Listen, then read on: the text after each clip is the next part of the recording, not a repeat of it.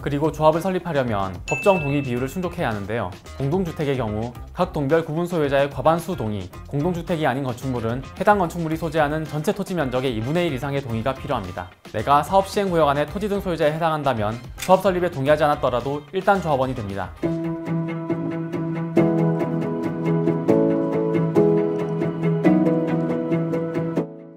안녕하세요. 부동산 전문 변호사 나연호입니다.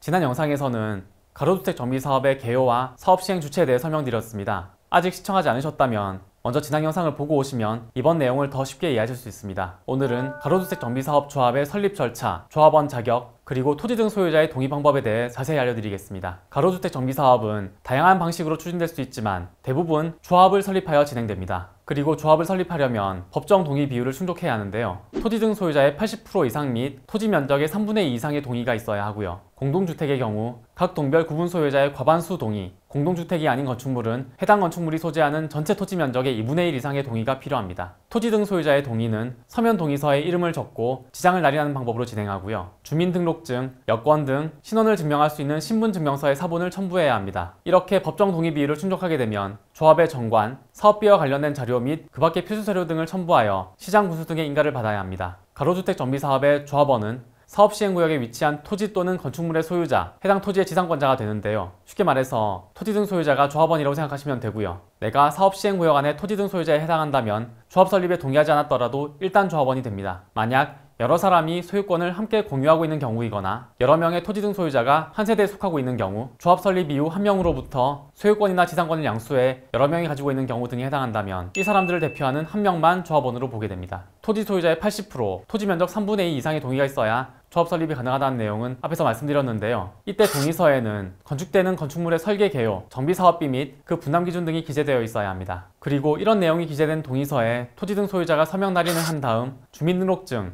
여권과 같은 신분증 사본을 첨부해서 동의를 진행하게 됩니다. 또한 가로주택 정비사업에서 조합 설립 동의서는 시장이나 군수 등이 검인한 서면 동의서를 사용해야 하고요. 검인이 되지 않은 서면은 효력이 없다는 것 또한 주의하셔야 합니다.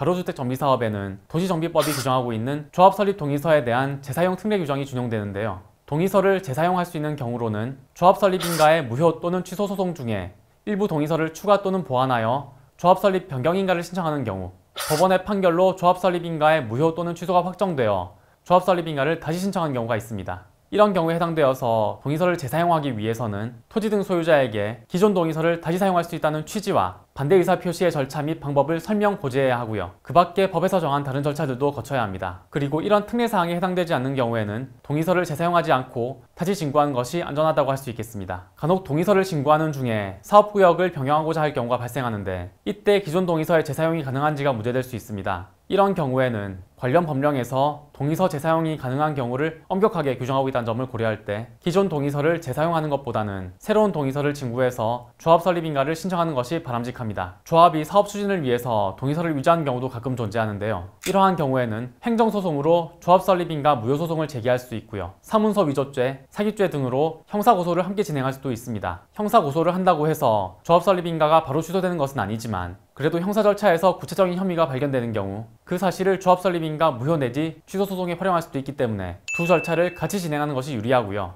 이런 절차를 개인적으로 하기는 어렵기 때문에 전문 변호사의 도움을 받으시는 것을 추천드립니다. 오늘은 가로주택 정비사업의 조합 설립 절차와 조합원의 자격 및 조합 설립 동의 방법에 대해서 알려드렸는데요. 혹시 이 영상 내용 중에서 현재 본인에게 문제된 부분이 있으신 분들은 댓글로 질문 남겨주시면 친절하게 답변드리겠습니다. 그럼 다음에 더 좋은 영상으로 찾아뵙겠습니다. 감사합니다.